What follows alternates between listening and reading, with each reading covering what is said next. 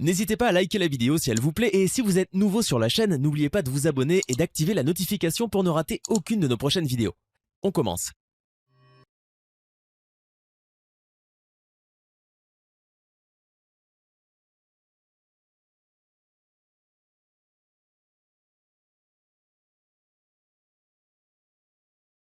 Cette passagère est correctement installée. Oui. A. Non. B.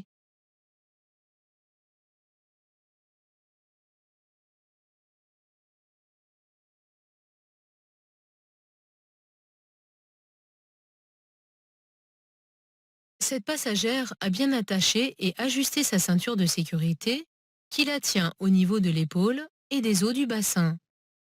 Son appuie-tête, avec la partie haute au niveau de la tête, est bien réglé. Cette passagère est correctement installée.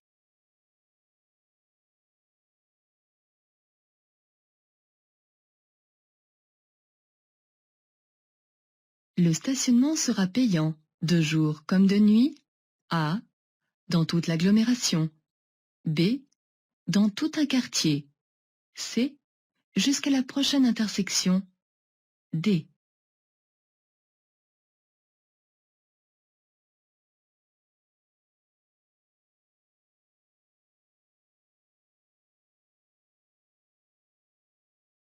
Le panneau de gauche marque l'entrée d'une zone à stationnement payant. Généralement, le paiement n'est obligatoire que pendant les heures ouvrables. Une zone est constituée de tout un quartier comportant plusieurs rues, et elle prend fin au signal de sortie de zone. Rien ne garantit que le stationnement sera payant dans toute l'agglomération, puisque, avant ce panneau, il est encore gratuit.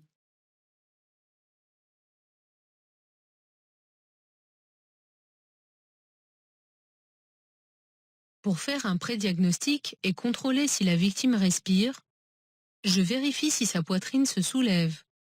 Oui. A. Non. B. Je m'approche de son visage pour détecter son souffle. Oui. C. Non. D.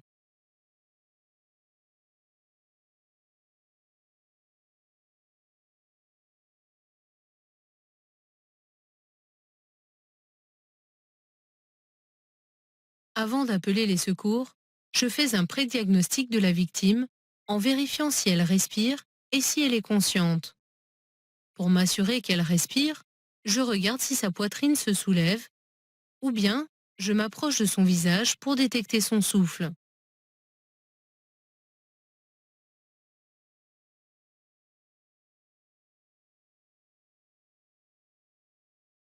Je peux tourner à gauche. Oui. A. Non. B.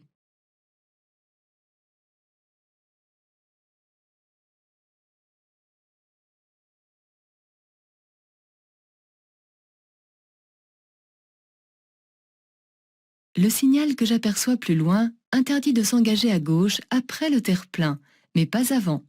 L'orientation des panneaux de direction en face me confirmant que je peux aller à gauche, je tournerai au niveau de la ligne discontinue.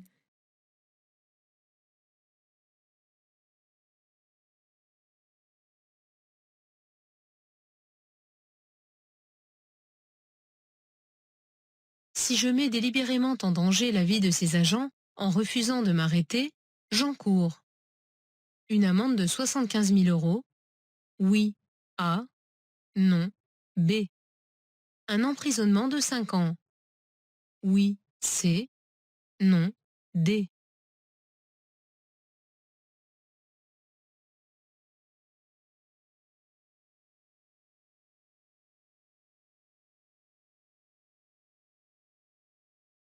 Le refus d'obtempérer est un délit passible d'une amende de 3 750 euros et d'un emprisonnement de 3 mois. Si en tentant de prendre la fuite, je mets délibérément en danger l'agent ou d'autres usagers, la peine est portée à 75 000 euros d'amende et 5 ans d'emprisonnement. Suite à ce délit, l'annulation du permis et la confiscation du véhicule peuvent également être prononcées.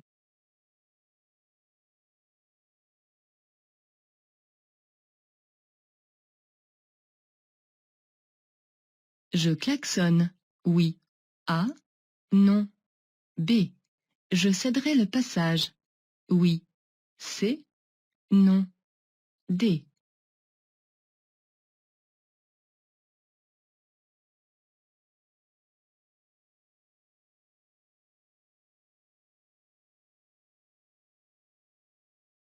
En agglomération, je ne peux klaxonner qu'en cas de danger immédiat. Ici, le piéton ne constitue pas un danger immédiat, car, en raison de sa progression lente, j'ai auparavant eu le temps de l'apercevoir et de ralentir. Je ne dois donc pas klaxonner. Toutefois, je passe au ralenti et je surveille ses mouvements car il ne me voit pas et je vais passer tout près de lui. Abordant une intersection sans signalisation, je céderai le passage à droite.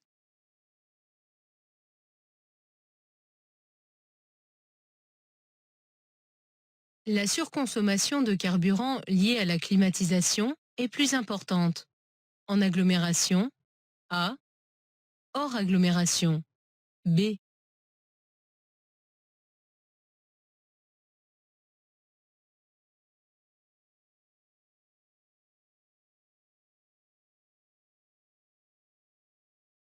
La climatisation augmente la consommation de carburant. Lorsque l'air conditionné est réglé 5 degrés en dessous de la température extérieure, la surconsommation est d'environ 6% sur route et autoroute, mais elle est de 20% en ville. Elle est donc plus importante en agglomération.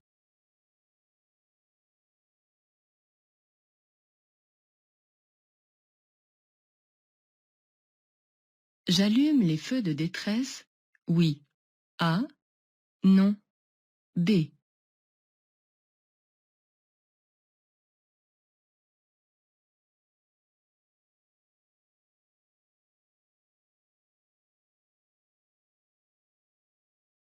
Sur cette voie rapide, le trafic est soudainement ralenti.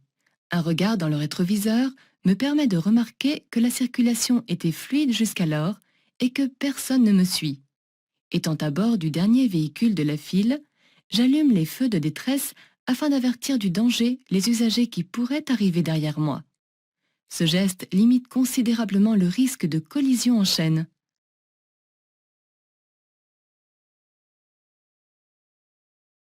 J'éteins mes feux. Oui. A. Non. B. Je me rabats à droite. Oui. C. Non. D.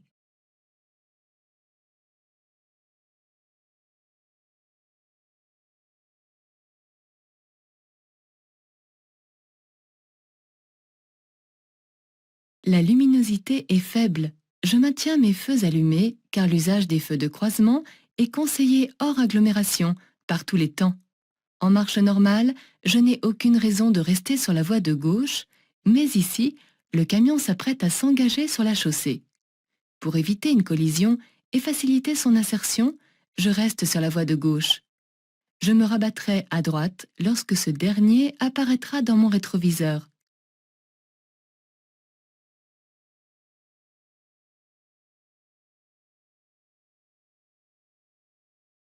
Tenir un téléphone en conduisant perturbe.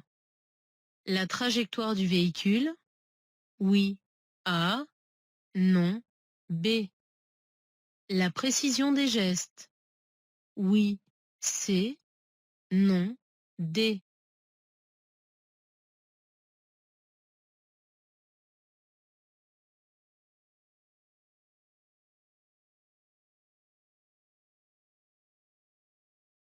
Téléphoner en conduisant, même avec un kit main libre, détériore sensiblement l'attention, allonge le temps de réaction et entraîne une fixité du regard. De plus, tenir un téléphone prive de l'usage d'une main, ce qui perturbe la trajectoire du véhicule et la précision des gestes.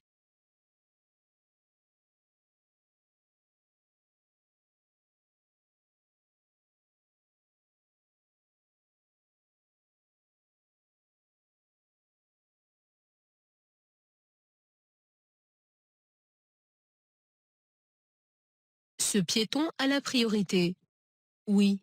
A. Non. B.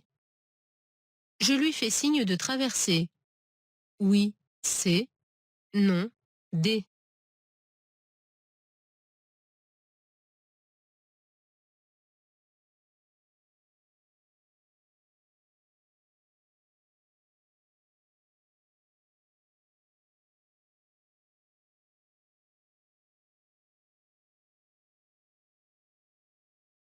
Ce piéton manifeste l'intention de s'engager sur le passage prévu à son intention. Il a donc la priorité. Néanmoins, avant de prendre la décision de lui faire signe de passer, je dois m'assurer qu'il pourra traverser sans danger. En effet, il risque de considérer ce signe comme un acquis de sécurité. Dans le rétroviseur intérieur, j'aperçois une voiture en train de me dépasser. Son conducteur n'a pas vu le piéton ou n'y prête pas attention. Je ne suis pas certain non plus que le piéton ait vu cette voiture. Dans ce cas, lui faire signe de passer serait le mettre en danger. Je m'en abstiens.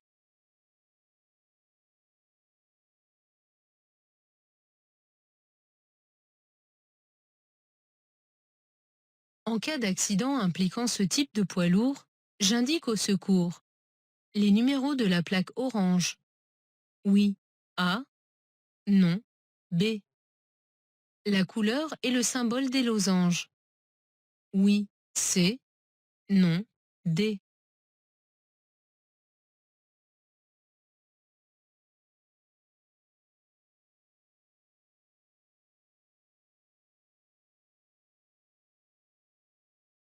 La plaque orange signale que ce camion transporte des matières dangereuses. Les numéros qui y sont inscrits indiquent les matières transportées. Les losanges précisent la nature du danger. Ici, du liquide inflammable est de nature à polluer l'environnement. En cas d'accident impliquant ce type de poids lourd, j'indique au secours toutes ces informations. Elles leur seront indispensables pour pouvoir intervenir avec le matériel approprié.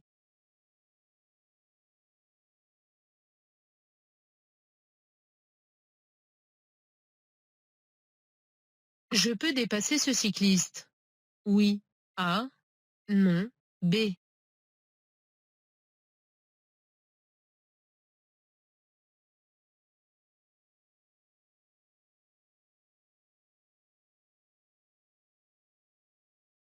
En agglomération, pour dépasser un véhicule à deux roues, je dois m'en écarter latéralement d'au moins 1 mètre. Ici, cet écart m'obligerait à chevaucher la ligne continue. Cette manœuvre est autorisée uniquement pour le dépassement des cyclistes, à condition que la visibilité soit suffisante. Avant cette courbe, la visibilité est trop faible pour ne pas risquer une collision avec un véhicule en face. Je ne dois donc pas dépasser.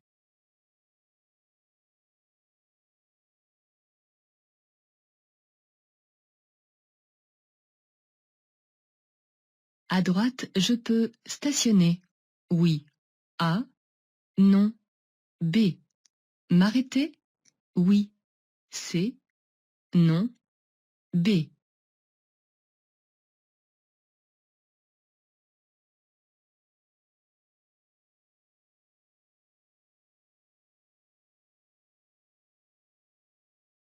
La présence de cyclistes ne doit pas m'induire en erreur. La ligne de droite délimite non pas une bande cyclable, mais un accotement où je peux m'arrêter ou stationner. Une bande cyclable serait délimitée par une ligne plus large à très rapprochée.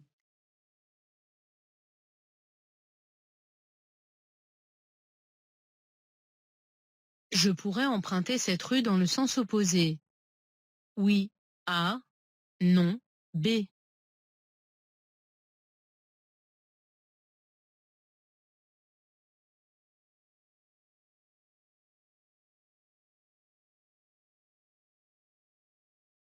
Le panneau indique que dans ce passage étroit, j'ai la priorité sur la circulation en sens inverse. Il ne peut donc être implanté que sur les chaussées à double sens. Dès que j'aurai la possibilité de faire demi-tour en sécurité, je pourrai emprunter cette rue dans le sens opposé.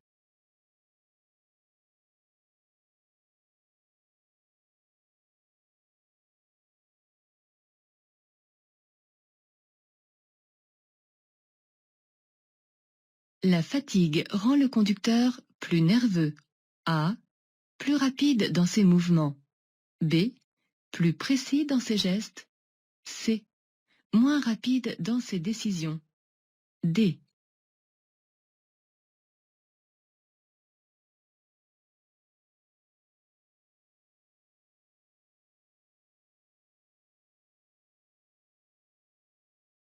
Un conducteur fatigué est un conducteur diminué.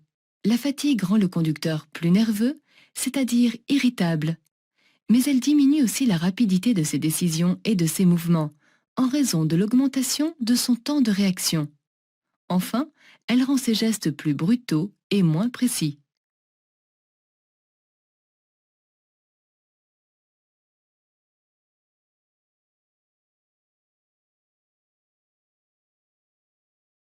Le cycliste roule très lentement. Je reste derrière lui. A. Je le dépasse. B.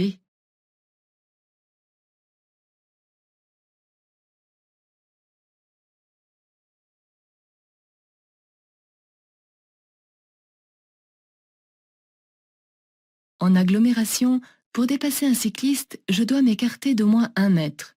En face, la deuxième voiture est ralentie par la première qui change de direction.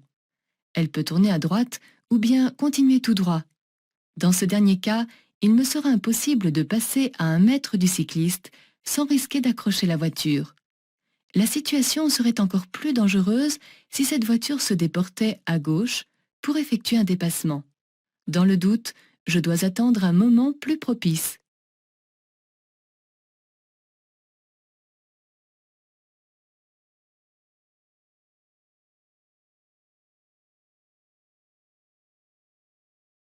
Les commandes activées sont la ventilation, A, la climatisation, B, le désembuage de la vitre arrière, C, le désembuage du pare-brise, D.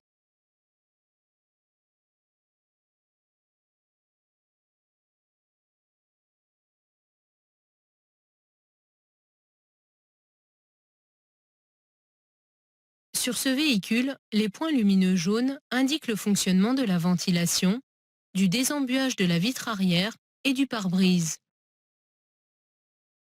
En revanche, la climatisation n'est pas activée.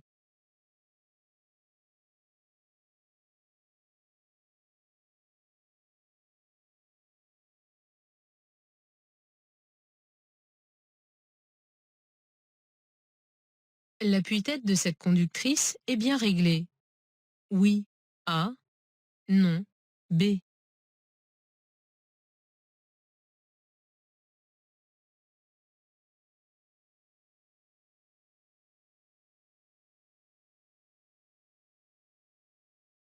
Il est important que l'appui-tête soit bien réglé. Ce dernier permet de protéger la nuque en l'empêchant de repartir en arrière, évitant ainsi le coup du lapin. La tête de cette conductrice est bien située au niveau de la partie haute de l'appui-tête, qui est donc bien ajustée.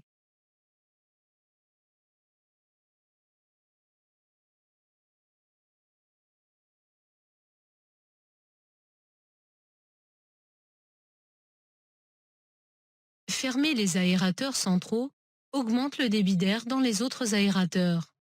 Oui, A, non, B.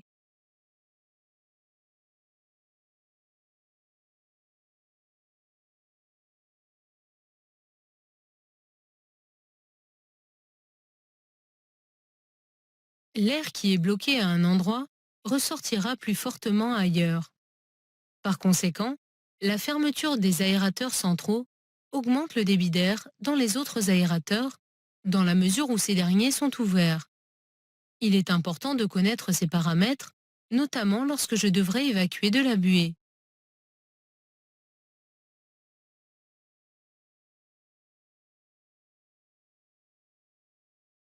La consommation d'alcool entraîne des troubles auditifs et visuels. A. Une augmentation du temps de réaction.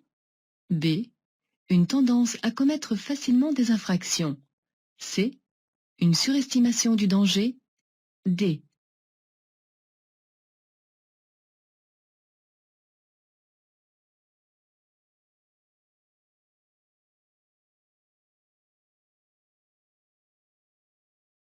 La consommation d'alcool entraîne une altération générale des fonctions perceptives et motrices.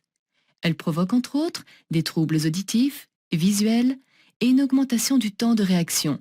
De plus, le conducteur déjà diminué se trouve dans un état euphorique qui l'incite à prendre plus de risques qu'habituellement.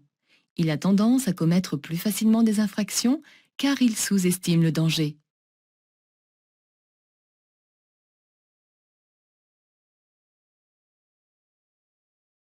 J'augmente la vitesse de fonctionnement des essuie-glaces.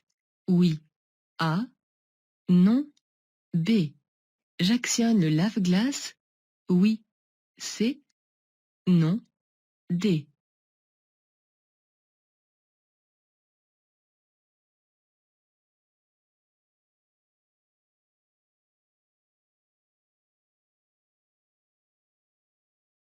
Il est indispensable de bien voir pour détecter à temps un danger. Comme il pleut, mes essuie-glaces fonctionnaient déjà, mais la voiture qui me dépasse va projeter une quantité d'eau supplémentaire sur le pare-brise. En conséquence, j'augmente la vitesse de fonctionnement des essuie-glaces. L'eau projetée par la voiture étant de l'eau sale, j'actionne également le lave-glace.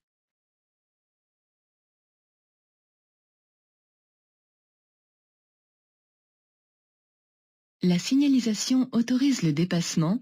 Oui. A. Non. B. Je peux dépasser. Oui. C. Non. D.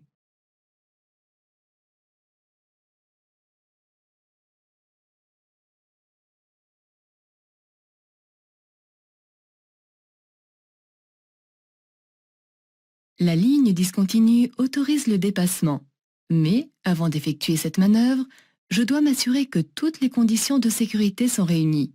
Un creux m'empêche de voir une partie de la route devant moi et un véhicule, caché par ce dernier, peut arriver en face. Entreprendre un dépassement dans ces conditions, ce serait risquer une collision frontale. La visibilité étant insuffisante, je ne dois donc pas dépasser.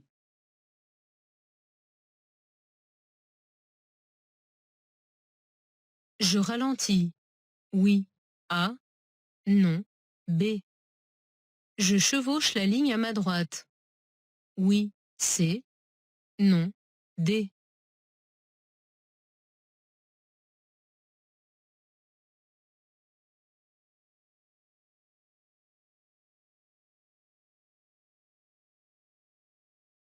En face, sous l'effet de la force centrifuge, le motocycliste touche pratiquement la ligne axiale continue.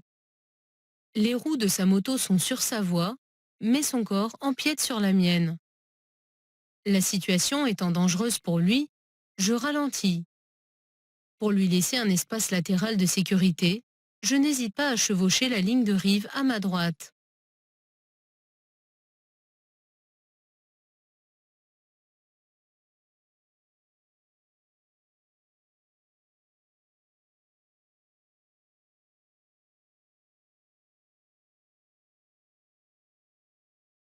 Je circule dans un carrefour à sens giratoire. Oui. A. Non. B. Je cède le passage. Oui. C. Non. D.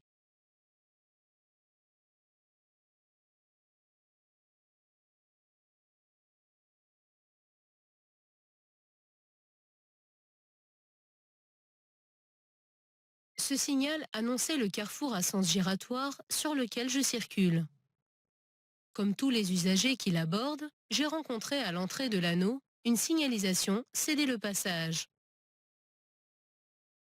Comme je suis engagé dans l'anneau, c'est à la voiture noire de me laisser passer.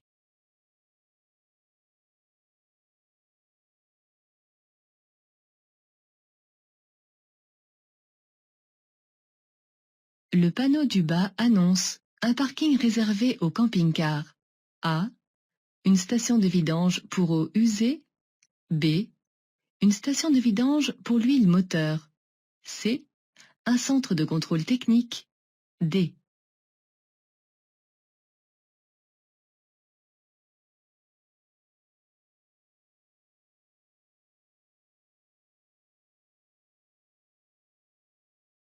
Le panneau du bas annonce une station de vidange pour eau usée et concerne les caravanes, cars et camping-cars. Mais cette station n'est absolument pas prévue pour vidanger l'huile moteur, ce qui entraînerait une pollution.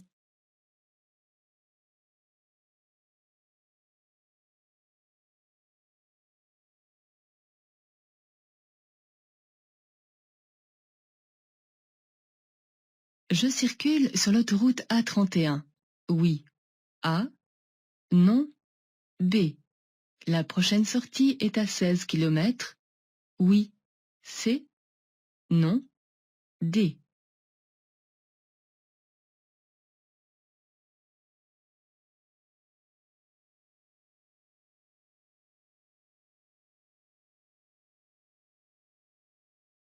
Le panneau bleu annonce une bifurcation autoroutière à 16 km. À cette bifurcation, j'aurai la possibilité de rejoindre l'A31, mais pour le moment, je circule sur une autre autoroute. Enfin, une sortie ne serait pas annoncée par un panneau bleu.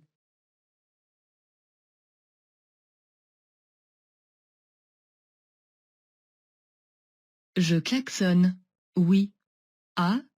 Non. B.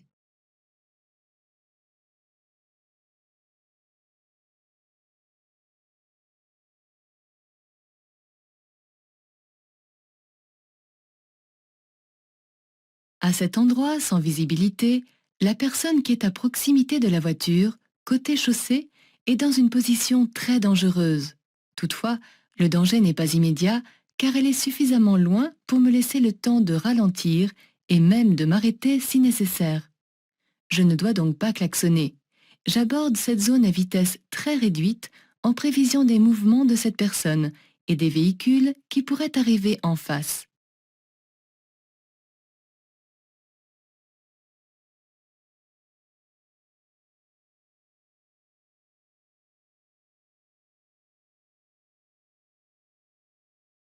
Je peux tourner à droite? Oui. A. Non. B.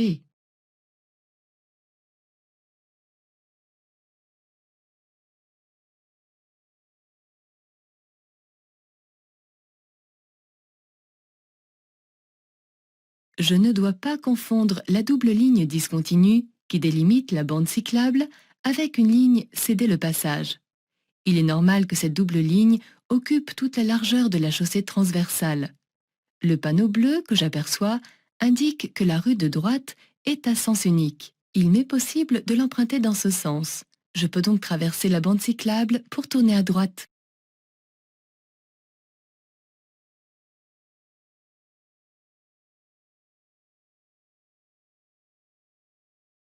Ce panneau vert indique un passage piéton souterrain. A. Des toilettes. B. Une issue de secours vers la droite. C. Une issue de secours vers la droite ou la gauche. D.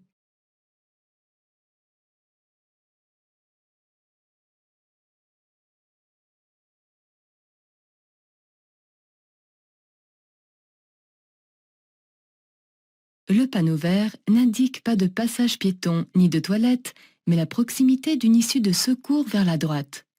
Cette issue permet, en cas de grave problème, de se diriger à pied vers l'extérieur ou de rejoindre une autre galerie.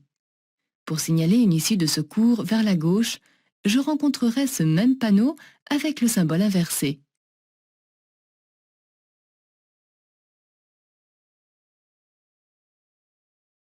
Pour aller à Guebwiller, j'emprunterai la première sortie. Oui. A. Non. B. Je suis bien placé? Oui. C. Non. D.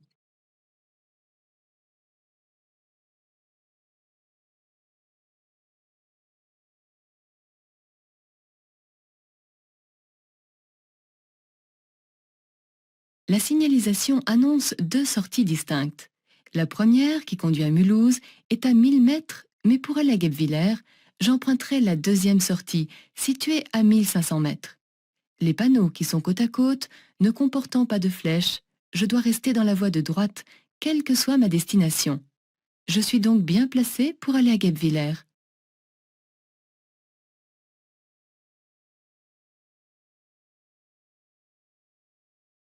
Je cède le passage à la camionnette. Oui.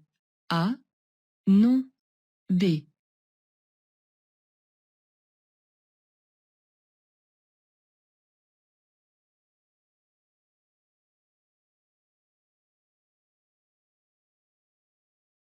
Le feu jaune clignotant de la camionnette indique qu'il s'agit d'un véhicule à progression lente. Les gyrophares d'un véhicule d'intervention urgente seraient bleus. La ligne blanche et le panneau de forme octogonale, vu de dos, m'informent que cette camionnette rencontre un stop.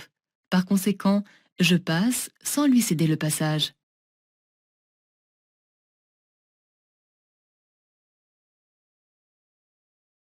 Un conducteur titulaire du permis en période probatoire devra suivre un stage de sensibilisation à ses frais s'il est sanctionné pour non-respect de l'arrêt au stop, A. Changement de direction sans avertir, B. Chevauchement d'une ligne continue, C. Non-respect de la distance de sécurité, D.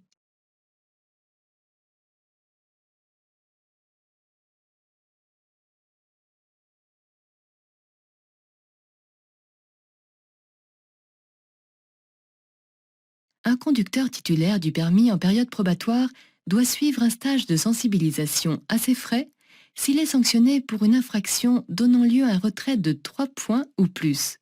C'est le cas lorsque l'infraction est un non-respect de l'arrêt au stop, un changement de direction sans avertir ou un non-respect de la distance de sécurité. En revanche, le suivi de ce stage ne sera pas obligatoire en cas de chevauchement d'une ligne continue, la perte n'étant que d'un seul point.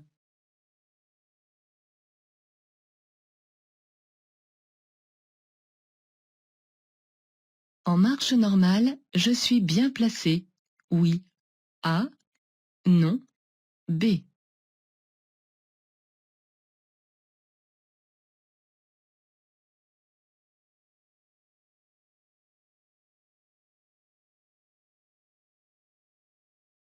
Un regard dans le rétroviseur me permet de constater que la large ligne de droite délimite une voie d'insertion. Ici, je circule sur la voie la plus à droite, je suis donc bien placé.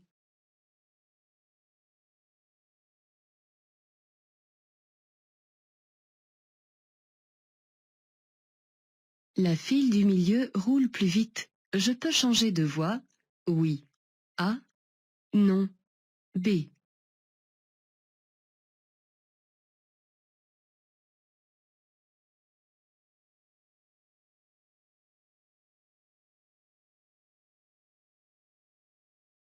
Quand la circulation se fait, comme ici, en files ininterrompues, je ne dois pas changer de voie, même si la file d'à côté roule plus vite. En le faisant, je surprendrai des usagers et j'augmenterai les risques de collision. Je ne pourrai me déporter que pour effectuer un changement de direction. D'ailleurs, à un moment ou un autre, la file de droite roulera certainement à son tour plus vite que celle du milieu.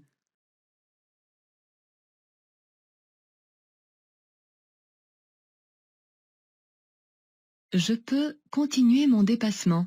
Oui. A. Non. B. Dépasser le camion. Oui. C. Non. D.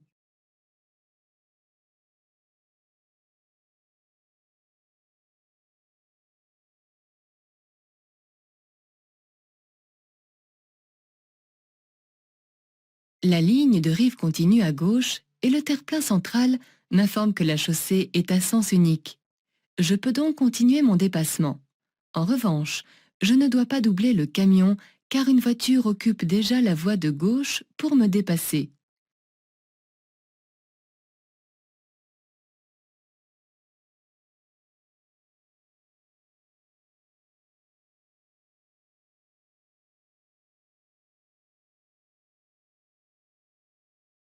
Pour tourner à gauche, je céderai le passage. À la voiture bleue, oui. A. Non.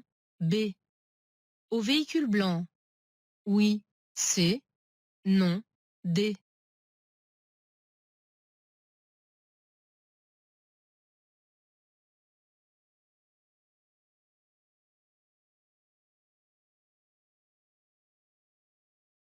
Dans une intersection sans signalisation, la règle de la priorité à droite doit être appliquée.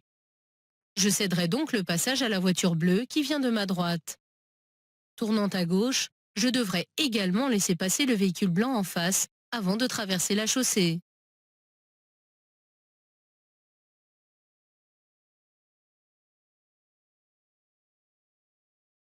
J'emprunterai une voie de décélération si je vais à Colmar. Oui. A. Non. B. À Bâle. Oui.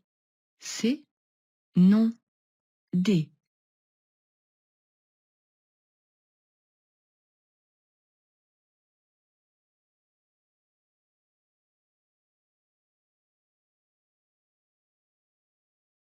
Le panneau bleu annonce 2 bifurcations autoroutières rapprochées.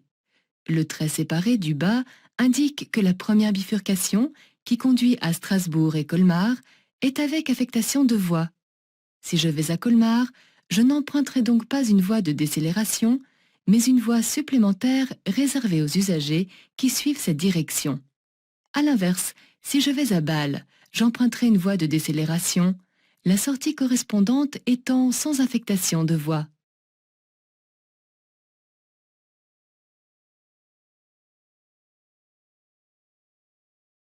Je veux tourner à droite.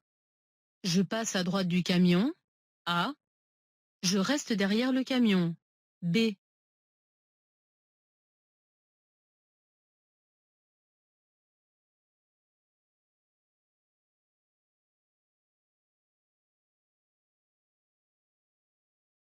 Le conducteur du camion a signalé son intention de tourner à droite. Sa position à gauche s'explique par son gabarit qui l'oblige à se déporter avant de tourner. Si je le dépasse par la droite, je risque un accrochage.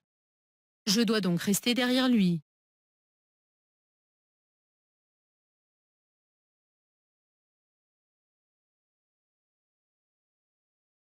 Le réglage du volant peut se faire sans risque. En roulant, oui, A, non, B. À l'arrêt, oui, C, non, D.